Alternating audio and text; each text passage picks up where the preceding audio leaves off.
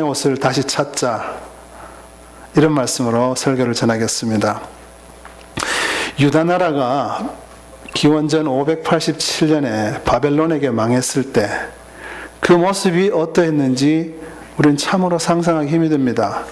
너무 오래전의 일이기도 하고 또 그때 전쟁하는 모습과 지금 요새 전쟁하는 모습이 너무도 달랐기 때문입니다. 하지만 성경을 통해서 우리는 그 유다의 멸망이 얼마나 처절했고 비참했는지 어느 정도 상상해 볼 수 있습니다. 열왕기하 25장 7절에 보면 시드기야 임금, 유다의 마지막 임금 시드기야 임금이 직접 보는 앞에서 그 아들들이 처형을 당했습니다. 그리고 시드기야 임금은 두 눈이 뽑히고 쇠사슬에 매어서 바벨론으로 끌려갔습니다. 그런데 오늘 저는 전쟁의 슬픈 단면인 옷벗김에 대해서, 그 옷벗기는 것에, 옷벗김의 수치에 대해서 잠깐 이야기할까 합니다. 여러분, 2차 대전 때 유대인들을 학살한 나치 캠프의 사진들을 많이 보셨을 것입니다. 남녀 할 것 없이 다 머리를 빡빡 깎이고 벌거벗은 모습입니다. 수많은 사람들이 짐승처럼 옷벗김을 당하고 벌거벗은 채로 행진을 강요당하고 벗은 채로 독가스실로 들어갔습니다. 죽는 것은 당연히 두려웠겠지만 그 수치를 어떻게 다 표현할 수 있었겠습니까? 몇 달 전만 하더라도 이웃집 아저씨고 이웃인데 다 벌거벗고 서로를 바라보고 있습니다. 이 수치를 조금이라도 덜하게 하려고 많은 영화 만드는 사람들은 주로 이 장면들을 흑백으로 처리하곤 합니다. 이런 수치의 모습은 이스라엘과 유다의 전쟁 역사 속에서도 많이 발견이 됩니다. 욥기 12장 17절에 보면 모사를 벌거벗겨 끌어가시며, 이런 말이 있습니다. 모사가 뭡니까? 왕 옆에서 전략을 얘기해주고 왕에게 조언하는 사람들입니다. 왕 옆에서 최고의 권력을 누리던 지략가들이 옷벗김을 당한 채 포로가 되어 끌려가는 모습이 유다의 마지막 모습이었습니다. 그리고 욥기 12장 19절에 보면 하나님의 제사장들도 나체로 끌려갔습니다. 생각을 해보세요. 제가 어느 날 설교하다가 벌거벗고 끌려가는 모습을 성도들이 보면 그 다음부터 목회하기 힘들겠죠. 창피해서. 그런데 그런 일이 실제로 일어났습니다. 아모스 2장 16절에 보면 수많은 용사들도 벌거벗고 도망하였습니다. 그야말로 한나라의 총체적인 수치를 잘 볼 수 있는 말씀들입니다. 우리 사람들은 이런 수치를 당하면 그 트라우마가 평생 가게 되어 있습니다. 자, 여기서 우리가 화제를 잠깐 돌려서 아담과 하와의 죄 짓기 전의 시대로 한번 가보겠습니다. 오늘 말씀에 보면 아담과 그의 아내 두 사람이 벌거벗었으나 부끄러워하지 아니하니라 라고 말씀합니다. 여기서 제가 중요한 질문을 하나 드리려고 합니다. 어떻게 하여, 왜, 무엇 때문에 아담과 하와는 벌거벗었음에도 부끄러워하지 않을 수 있었을까요? 객관식입니다. 7개 중에 3개를 고르셔야 합니다. 1번 뻔뻔해서, 2번 둘만 있었기 때문에, 3번째 죄가 없어서, 4번째 가릴 나뭇잎이 흔해서, 5번째 뭔가 다른 것을 입고 있는 것이 있어서, 6번째 하나님 앞이라서, 7번째 미개해서. 답을 다 찾으셨습니까? 답은 3개가 있습니다. 하지만 제가 답을 드리기 전에 우리가 본 성화들에 대해서 한번 말씀을 드릴까 합니다. 여러분들이 본 성화들 속에 아담과 하와는 어떤 것을 입고 있습니까? 대개는 나뭇잎으로 중요한 부분을 가리고 있습니다. 그리고 혹은 나무 뒤에 이렇게 서 있습니다. 그렇죠? 전혀 가려지지 않은 거 보신 적이 있으십니까? 너무 깊이는 상상하지 마시고. 그리고 아담과 하와를 묘사한 영화들은 어떻습니까? 제가 본 영화는 이랬습니다. 안개가 자욱하게 끼어 있는데 희미한 불빛 아래서 두 원시인이 바보처럼 천천히 걸어다니는 그런 모습으로 아담과 하와가 묘사되었습니다. 그런데 제가 여러분께 말씀드립니다. 아담과 하와의 모습은 그런 모습과는 상당히 거리가 있었습니다. 첫째로 몇 가지만 말씀드리면, 아담과 하와는 우리가 상상할 수 없을 만큼 머리가 좋고 뛰어난 직관과 지혜와 통찰력을 갖고 있었습니다. 우리 지금 IQ 150만 되면 평생 자랑하잖아요. 어우, 내가 수제다 그러면서. 200 되면 뭐 대단한 거죠. 근데 그거하고 비교가 안 됩니다. 한 가지 증거가 뭐냐 하면, 하나님이 수천 수만의 동물을 창조하시고 그 동물들을 아담에게 데려오니까 아담이 직관, 통찰을 갖고 한 번에 그 동물 각각의 특징들을 탁 알아채고 각각의 이름을 주기 시작합니다. 이게 쉬운 게 아닙니다, 여러분. 한 번도 안 해봤으니까 상상도 안 됩니다. 여러분, 어떤 사람을 딱 만나면 그 사람의 모든 것이 꿰뚫어 보이십니까? 그러면 사기 안 당하죠. 사기 당할 일이 없죠. 아담이 수만 가지 동물을 보고 바로 특징을 잡아내서 이름을 짓기 시작했습니다. 오는 사자, 호랑이. 그리고 그것뿐만이 아닙니다. 그 동물들의 이름을 계속 기억했다는 사실입니다. 우리 지금 전화번호 10개 암기하시는 분, 전화번호 10개 요즘 같은 시절에 전화번호 10개만 암기하고 계시면 대단하신 분이십니다. 우리의 지능과 아담의 지능은 비교할 수 없습니다. 하나님이 그렇게 그들을 창조하셨습니다. 둘째로, 그들이 아무것도 입고 있지 않았다고 기록하지만 실제는 뭔가를 입고 있었습니다. 오해하지 말고 들으세요. 육체적으로는 분명히 아무것도 걸치지 않았지만 그렇다고 해서 사우나나 목욕탕을 생각하시면 안 됩니다. 절대로 그런 모습이 아니었습니다. 무엇을 입고 있었는가 하면 바로 하나님의 영광의 빛을 입고 있었습니다. 그들이 아직 죄 짓기 전이었고 하나님의 임재 속에 늘 있었기 때문에 그 영광의 빛 속에 살았고 영광의 빛에 둘러져 있었습니다. 그래서 그들을 보는 서로의 눈이나 제3자의 눈에 결코 수치스러움이 보이지 않았습니다. 대신에 너무나도 아름답고 너무나도 영광스러운 그 빛을 대할 수밖에 없는 것입니다. 목사님이 좀 억지 부리시는 거 아닌가 이런 생각을 할 수 있습니다. 잘 들어보세요. 출애굽기 34장에 보면 10계명 돌판을 받고 모세가 시내산에서 내려오는 모습을 볼 수 있습니다. 그런데 모세가 시내산에서 딱 40일간 하나님과 있었습니다. 40일간 하나님과 대화하고 있었는데 그 얼굴에 광채가 너무 심하게 나서 그 광채를 본 수많은 이스라엘 사람들이 너무 무서워서 가까이 오려고 하지 않았습니다. 할 수 없이 사람들이 가까이 안 오니까 수건을 썼다고 성경은 표현합니다. 여러분, 하나님이 영광의 하나님이기 때문에 그분과 함께하는 사람한테는 그 빛이 자연스럽게 나타나는 것이 하나님의 이치입니다. 지금도 하나님과 늘 동행하는 사람한테는 이런 영광이 나타납니다. 여러분도 주일날 제가 딱 만나면 얼굴에 빛이 나는 사람이 있고 한 주 동안 끌려다니는 사람 표정이 다릅니다. 저를 볼 때도 여러분 느끼시죠? 오늘 이번 주는 목사님 기도 좀 많이 했겠구나, 아니면 목사님 개판이었구나 이렇게 생각할 수가 있어요. 사람에게도 표시가 납니다. 한 번 예수 믿는 사람하고 다 똑같은 게 아니에요. 그 영광이 달라요. 하나님하고 동행하고 기도 많이 하는 사람 얼굴에 빛이 납니다. 설명하기 힘든 빛이 나요. 그런데 죄인이었던 모세가 40일간 하나님의 음성을 들었을 뿐인데 이렇게 얼굴이 빛이 나서 사람이 접근도 못할 정도였다면, 아직 죄가 없던 시절 아담과 하와가 24시간 7일 내내 하나님과 교제했다면 그들의 모습은 과연 어떠했을까요? 과연 사우나의 그 벌거벗은 모습입니까?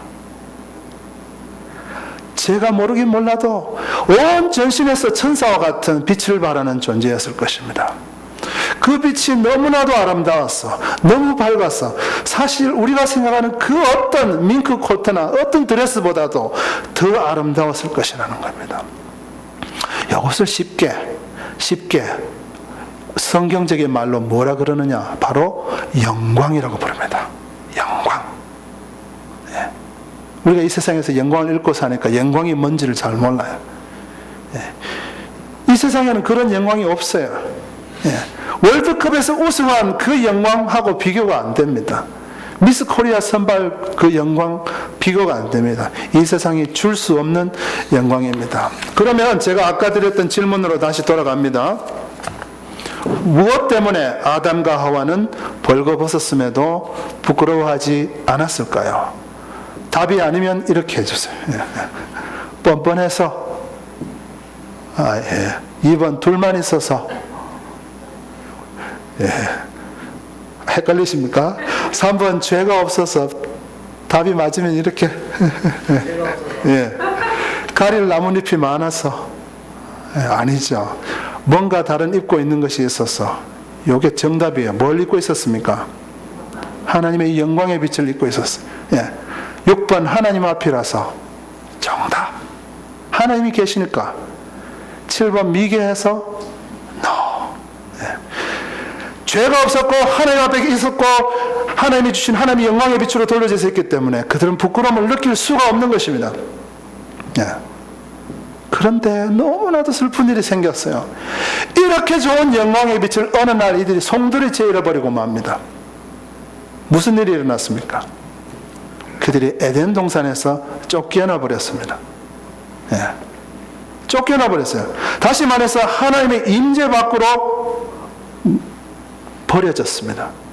왜 그렇습니까? 다 같이. 뭐 때문에? 모릅니까? 죄 때문에. 그 과일 따먹었어. 사람들은 사과라고도 합니다만, 그 선악과를 따먹은 죄 때문입니다. 자, 한번 생각해 보십시다. 그 동산에 수천 수만 가지의 과일 나무가 있었습니다. 자유롭게 따먹을 수 있었습니다. 땀 흘릴 필요도, 노동할 필요도, 돈을 낼 필요도 없이 다 먹으라고 했습니다. 그런데 구태여 먹지 말라는 그 한 가지, 그거에 관심을 가졌습니다. 하나님께서 이건 절대로 따먹지 마라. 따먹는 날에는 정령 죽으리라. 이렇게 말했는데 그 명령과 경고를 딱 무시하고 사단의 거짓말을 믿습니다. 사단이 어떻게 거짓말을 했는지 이렇게 했습니다. 요거 따먹으면 너희들 눈이 밝아져서 하나님과 같이 된다. 어떻게 된다고요? 그러면 이들이 따먹은 이유는 하나님하고 같이 되려고 피조물이 창조주와 같은 위치에 동급으로 올라가겠다는 것은 무엇입니까? 반역입니다. 이들이 얘가 벌써 얼마나 지혜로운 사람이었는가 제가 설명을 벌써 드렸습니다. 그런데도 불구하고 만족하지 못하고 하나님의 위치에까지 올라가려고 그 과일을 따먹으신 것이 이들의 죄였던 것입니다. 단순한 불순종을 넘어서서 하나님을 반역한 반역죄인 것입니다. 이 죄의 결과 그들은 그 영광의 자리에 머물러 있을 수가 없었습니다. 그래서 그 영광의 빛을 다 빼앗기고 저주를 받아서 평생 고생하면서 살다가 죽어가는 존재로 전락해버리고 말았습니다. 창세기 3장 22절에서 24절 이렇게 되어 있습니다. 여호와 하나님이 이르시되 보라 이 사람이 선악을 아는 일에 우리 중 하나같이 되었으니 그가 그의 손을 들어 생명나무 열매도 따먹고 영생할까 하노라 하고 그 말은 영생을 잃어버렸다는 말입니다. 여호와 하나님이 에덴 동산에서 그를 내보내어 그의 근원이 된 땅을 갈게 하시니라. 이제는 노동하는 존재로 바뀌었다는 것이요 일 안 하면 굶어 죽는 존재로 바뀌었다는 말입니다. 이같이 하나님이 그 사람을 쫓아내시고 에덴 동산 동쪽의 그룹들과 두루도는 불칼을 두어 생명나무의 길을 지키게 하시니라. 이 말은 하나님의 임재 속으로 어떤 일에서도 다시 들어올 수 없는 존재로 바뀌었다는 얘기입니다. 에덴 동산에서 쫓겨났다는 것은 몇 가지 의미가 있습니다. 첫째는 하나님과 단절된 걸 의미합니다. 하나님의 호적에서 파버려진 걸 얘기합니다. 하나님으로부터 잘려 버림받았다는 것은 하나님의 영광의 빛을 잃어버렸다는 것입니다. 쉽게 비유하면 이렇습니다. 태양보다 더 밝은 영광으로 둘러싸여져 있던 사람이 깜깜한 지하실 같은 모습으로 바뀌었다는 말입니다. 그리고 이제는 영생하는 존재가 아닌 죽도록 고생하면서 살다가 망하는 존재가 되었다는 것입니다. 하나님의 자녀가 사단의 노예로 전락했다는 것을 말합니다. 바로 이 영광의 빛을 잃어버렸기 때문에 갑자기 벌거벗은 모습을 발견하게 된 것입니다. 창세기 3장 7절에 이에 그들의 눈이 밝아져 자기들이 벗은 줄을 알고 무화과 나뭇잎을 엮어 치마로 삼았더라. 갑자기 그 영광이 확 사라져 버리니까 부끄러움이 드러난 것입니다. 자, 여러분, 인간은 원래 영광스러운 너무나도 아름다운 존재로 창조함을 받았습니다. 우리 원래 그렇게 살아야 했던 존재입니다. 원래 이 아담과 하와처럼 탁월한 지혜를 갖고 영광 속에서 영원히 하나님의 임재 속에서 살도록 지음을 받았습니다. 그런데 범죄함으로 하나님으로부터 잘려 나오게 되고 멸망하는 존재가 된 것입니다. 로마서 5장 19절 상반절에 한 사람이 순종하지 아니하므로 많은 사람이 죄인 된 것 같이 이렇게 얘기합니다. 즉 아담이 불순종함으로 우리 모두가 죄인 되었다 이렇게 말씀합니다. 이것은 우리의 원죄에 대해서 잘 가르쳐주고 있습니다. 원죄에 대해서 잘 이해를 못하시는 분이 있는데 왜 아담이 죄를 지었는데 내가 죄인 되어야 되느냐, 불공평하다 이렇게 생각하실 분들이 있습니다. 조금 설명을 드리면 이렇습니다. 아담이 죄를 범함으로 죄가 세상에 들어오고 그의 모든 후손이 죄인 되었다는 말입니다. 자, 다시 잘 보세요. 이 리모트 컨트롤이 아담이면, 이 책상이 이게 하나님의 임재하심이면 죄를 범하고 아담이 하나님의 임재 밖으로 쫓겨났습니다. 그럼 여기서 태어나는 아이들은 하나님의 임재 안에서 태어났습니까? 임재 밖에서 태어났습니까? 하나님의 임재 밖에서 태어났습니다. 때문에 태어나는 순간부터 벌써 영적으로는 죽은 상태에서 태어난 것입니다. 우리 모두는 아담 속에 유전자로 있었습니다. 비록 아담이 죄를 지어서 쫓겨났지만 하나님 밖에서 태어난 자들은 처음부터 죄인으로, 죄 짓는, 죄 열매 맺는 죄나무로 멸망할 존재로, 영생을 잃어버린 존재로 태어나는 것입니다. 그거를 갖고 신학적인 용어로 원죄라고 합니다. 저는 원죄를 구태여 설명하지 않아도 아이들 죄 짓는 거 보면 대부분 알 수 있어요. 말을 시작하면서부터 죄 지어요. 동생들하고 싸우고, 동생 눈 찌르고, 초등학생들 모아놓으면 3명만 나오면 싸웁니다. 가르치지도 않았는데 어디서 그렇게 욕을 배우는지 욕을 합니다, 애들이.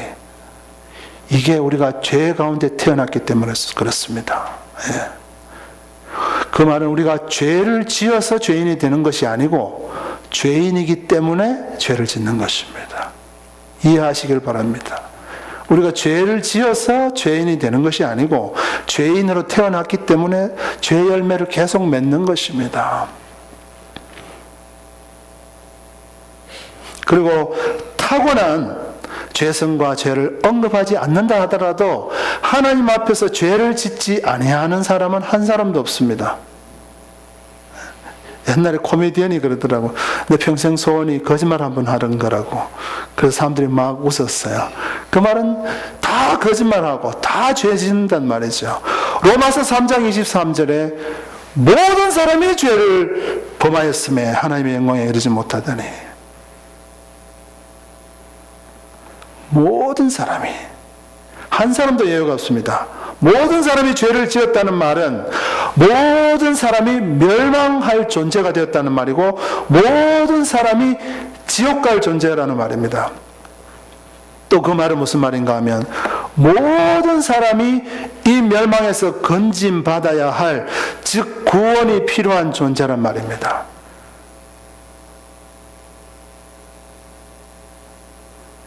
옛날에 시골에서 농담을 교회 가서 구원 달라고 했더니 뭐 10원 주더라 뭐 이런 농담을 하는 걸 들었는데 제대로 알아야 돼요. 구원 어디서 구원받냐 이거죠. 우리는 하나님 밖에서 태어났기 때문에 지옥 갈 존재인데 여기서 건진받아서 하나님 안으로 들어오는 것이 필요한 것입니다. 모든 사람이 죄를 범하였음에 하나님의 영광에 이르지 못한다는 이 구절의 뒷부분을 잘 묵상해 봅시다. 죄 때문에 무엇을 잃어버렸다는 말입니까? 모든 사람이 죄를 범하였음에 하나님의 뭐에 이르지 못했다고요? 영광. 우리에게 둘러져 있던 이 영광을 다 잃어버렸다는 말입니다. 아담과 하와가 죄짓고 옷을 입기 시작한 이유도, 여러분이 계속 백화점 가서 새 옷을 사야 하는 이유도 알고 보면 우리가 이 영광을 잃어버렸기 때문입니다. 영광에 둘러 있는 사람은 입어도 되고 안 입어도 돼. 왜냐하면 너무도 아름답기 때문에. 예. 우리가 잃어버린 이 영광이라는 옷의 값은 정말 돈으로 환산이 안 되는 어마어마한 것입니다. 왜냐하면 그 영광은 하나님의 임재를 의미하고 하나님과의 깊은 관계를 의미하고 영생을 의미하기 때문입니다. 그런데 어떤 사람은요, 이 영광에 대해서 잃어버리고도 너무도 태연하게 살아요. 늘 어둠 속에 사는 걸 즐기는 사람이 있어요. 예. 이거 잃어버려도 아까운 줄 모르는 사람이 있어요. 돈 10,000불 잃어버렸다고 울고불고 난리치면서 하나님의 영광의 빛이 점점 희미해져 가고 그래도 기도 안 하면서 계속 멀어져 가도 안타까운 줄 모르는 사람이 있어요. 예? 돈 몇만 불 잃어버렸다고 울고불고 멱살 잡고 하면서 하나님하고의 음성이 안 들리고 하나님하고 교제가 희미해지고 정말 내 마음속에 성령이 주는 기쁨이 없어졌는데 그거에 대해서는 안타까워하지 않는 사람이 있단 말이에요. 이게 이 가치를 몰라서 그래요. 이게. 예. 사실 하나님의 영광을 잃어버리면 다 잃어버린 거예요. 땅을 치고 울어도 3박 4일을 굶으면서 슬퍼해도 그 슬퍼함은 충분하지 않습니다. 여러분, 이 영광을 꼭 회복하시고 이 영광이 충만해지는 여러분 되시길 바랍니다. 그러면 어떻게 해야 이 영광의 옷을 다시 찾을 수 있을까요? 물론 천국 가면 우리가 이 영광을 회복하겠지만, 자, 이 영광을 회복하는 두 가지 길이 있습니다. 첫째는 이 세상의 영광을 구하지 않아야 돼요. 마태복음 6장 29절에 보면 그러나 내가 너희에게 말하노니 솔로몬의 모든 영광으로도 입은 것이 이 꽃 하나만 못하였느니라. 지금 들에 핀 한 이름 없는 꽃을 얘기합니다. 마태복음 6장은 걱정하지 말라는, 염려하지 말라는 그런 구절이에요. 입을 것, 먹을 것 걱정하지 말라. 네가 하나님의 뜻을 먼저 구하면 하나님께서 다 공급해 주신다. 이런 가르침이 메인 주로 가르침입니다. 그러는 와중에 들에 필요 있는 꽃에 대해서 예수님이 얘기하시면서 자 봐라. 저렇게 아무것도 하지 않고 길쌈도 하지 않고 자기를 위해서 아무것도 하지 않지만 하나님께서 저 꽃을 저렇게 이쁘게 키워주시지 않느냐. 그 꽃의 영광이 솔로몬이 그 모든 권력으로 입은 그 왕이 입었던 옷의 영광보다 더 크지 않느냐. 이렇게 얘기합니다. 거기서 우리가 암시되는 한 가지 말씀은 이 세상의 모든 영광들은 하나님이 주시는 영광에 비하면 세 발의 피라는 말입니다. 세 발의 피. 그리고 성경은 가르쳐 줍니다. 이 세상의 영광은 있다가 사라져요. 금방 사라져요. 여러분 중에 과거에 한인물 하셨던 분들이 꽤 있는 것 같아요. 제가 보니까. 한인물 하셨던 분 손 한번 들어보세요. 네, 많이 있는 것 같아요. 그런데 그 영광이 얼마나 갑니까? 네, 젊음. 아무리 예뻐도, 예. 어느 순간 아저씨, 아줌마가 되고 남자들의 배가 이렇게 나오고 여자들은 주름이 생기고 그 영광이 사라져 갑니다. 이 월드컵에서 영광 우승해봐요. 그 영광 몇 년 갑니까? 금방 사라지지 않습니까? 이 세상의 영광이 금방 사라진다는 말은 무슨 말입니까? 그 의미를 잘 아셔야 돼. 그 말은 이 세상의 영광을 추구하는 사람은 수치를 당한다는 말입니다. 결국 돈을 많이 가져서 영광스러워지려고 하는 사람은 돈이 사라지는 순간에 수치를 당한다는 말입니다. 계시록 3장 17절에 이런 말씀이 있습니다. 내가 말하기를 나는 부자라 부유하여 부족한 것이 없다 하나 하나님의 말씀하십니다. 너는 공고하다. 너는 가련하다. 너는 가난하다, 너는 눈 멀었다, 너는 벌거벗었다, 이렇게 얘기하십니다. 많은 사람들이 하나님과의 관계는 멀게 지내면서 기도는 하지 않고 말씀도 보지 않고 말씀 순종에는 관심도 없으면서 이 세상 것들에게 취하여 산다는 것입니다. 그러면서 하는 말이, 이만하면 나는 괜찮아, 나는 괜찮은 사람이야, 누가 봐도 괜찮아, 이만큼 이뤘으면 되고, 나는 부자고, 나는 부족함이 없고, 뭐 지능도 이만하면 됐고, 뭐 직장도 이만하면 튼튼하고, 미국 와서 이 정도 했으면 괜찮지, 잘났다, 이렇게 착각하면서 산다는 것입니다. 그런데 그런 자들을 향하여 하나님의 음성이 뭐냐? 하나님, 너는 지금 형편없다, 너무나 가련하다, 너무나 가난하다, 눈이 멀었다, 그리고 마지막으로 너는 지금 벌거벗고 있다 말입니다. 영광의 빛이 없다 이 말이야. 벌거벗었다. 여러분, 아무리 좋은 옷을 입고 있어도 하나님께서 너 벌거벗었다 그러면 벌거벗은 거예요. 이 세상의 영광을 계속 구하고 살면 결국 수치를 당하고 결국 하나님이 주시는 그 영광의 옷을 입지 못할지도 모릅니다. 자, 이 하나님이 주시는 영광을 회복하려면 첫째는 세상의 영광을 구하지 않아야 된다고 했습니다. 두 번째는 예수님을 꼭 믿고 예수님처럼 십자가 지는 삶을 살아야 됩니다. 로마서 19장 하반절에 한 사람이 순종함으로 많은 사람이 의인이 되었다고 말씀하십니다. 즉 예수님이 십자가를 기꺼이 지시고 우리를 대신하여 죽으심으로 말미암아 우리가 다시 그 영광의 옷을 되찾을 길을 만들어 주셨다는 말입니다. 믿으십니까? 좀 표현을 좀 해보세요. 믿으십니까? 예수님 때문에 그 영광의 옷을 다시 찾을 수 있는 기회가 주어졌어요. 네. 그러면 여러분, 원래 아담과 하와가 입고 있던 그 영광의 옷을 우리가 다시 입을 수 있도록 하기 위하여 예수님이 어떤 옷을 입으셨는지 기억하십니까? 예수님이 긴 두루마리 같은 거 입었던 것 같은데, 뭐 이렇게 여기 뭐 이렇게 두르고 이런 거 입었던 것 같은데, 이런 생각하실 거예요. 예수님이 우리에게 그 기회를 주시기 위해서 어떤 옷을 입었는지 아십니까? 예수님이 이 세상에 오시기 전 하늘나라에 그분이 입고 계시던 왕의 영광스러운 옷을 벗어버리고 이 세상에 오셨습니다. 그리고는 죽어 없어질 유한한 인간이라는 형태의 옷을 먼저 입으셨습니다. 그리고 로마의 식민지인 약소국 유대의 이름 없는 한 사람의 이름을 입으셨습니다. 그리고 시골 구석 나사렛이라는 곳에 좋은 사람이라는 이름도 입으셨습니다. 그리고 마구간이라는 옷도 입으셨고 말죽통에 누워진 악이라는 이름도 입으셨습니다. 그리고 가난한 목수의 보잘것없는 아들이라는 옷도 입으셨습니다. 그리고 잘 들으십시오. 마지막에는 우리에게 이 영광의 옷을 다시 선물하시기 위하여 그분은 옷 벗김을 당하기를 선택하셨습니다. 십자가에서 우리에게 그 영광의 빛을 주시기 위해서 그분은 완전히 발가벗김을 당하셨습니다. 우리 성화들의 예수님의 모습은 다 뭔가 걸쳐져 있습니다. 그거는 예수님을 리스펙트, 존중하는 마음으로 그려 넣은 것입니다. 실제로 십자가 형틀에는 그런 게 없습니다.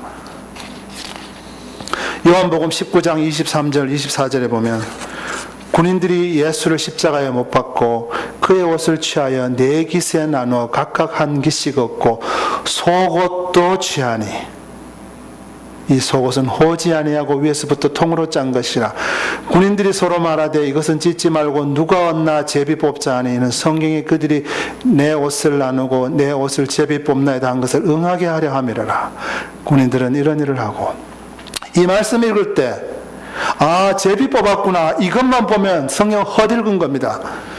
이 말씀의 메인 초점은, 주된 초점은 뭐냐? 시편 22장 18절에 예언되었던 그 메시아가 바로 이 예수다. 이것이 주된 메시지입니다. 시편 22편 18절에 보면 내 옷을 제비 뽑고 나눈다는 그런 예언의 말씀이 있습니다. 그리고 그와 동시에 여기서 우리가 보아야 할 것은 뭐냐? 그들이 예수님의 겉옷만 취한 것이 아니라 속옷까지 취했다는 사실입니다. 예수님이 우리에게 영광의 옷을 입혀주기 위해서 시로라기 하나 걸치지 않고 다 벗김당했습니다. 여러분, 여러분의 평생 주님께 감사하고 예배해야 하는 이유가 무엇입니까? 바로 우리에게 영광스러운 하나님의 신분, 하나님의 자녀의 신분을 주시고 우리에게 천국의 영광을 주시고 이 영광스러운 옷을 입혀주시려고 그분이 이 십자가의 수치를 벌거벗은 채 다 감당했기 때문이 아니겠습니까? 이거를 믿으시는 분 하나님께 감사하며 박수를 한번 돌려드리겠습니다.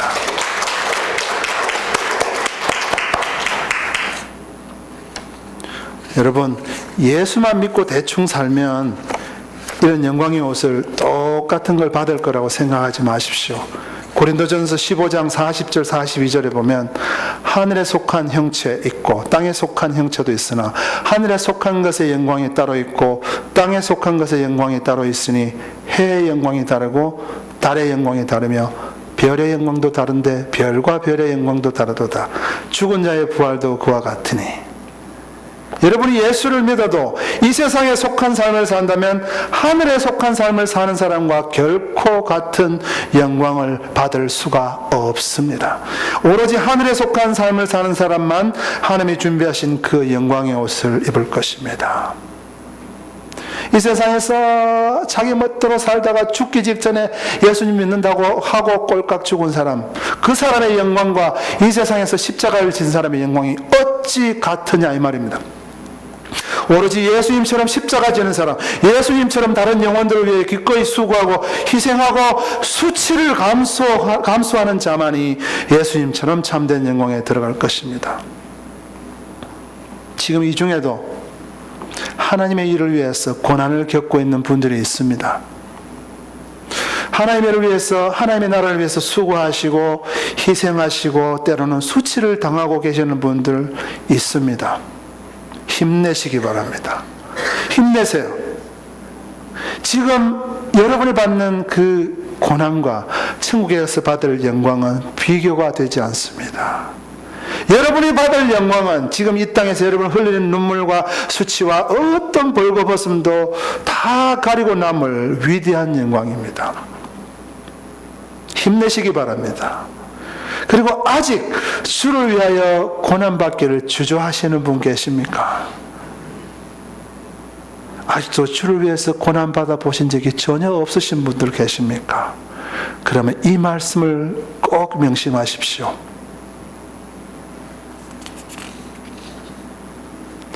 로마서 8장 17절 자녀이면 또한 상속자 곧 하나님의 상속자여 그리스도와 함께한 상속자니 우리가 그와 함께 영광을 받기 위하여 고난도 함께 받아야 할 것이니라. 기도하겠습니다.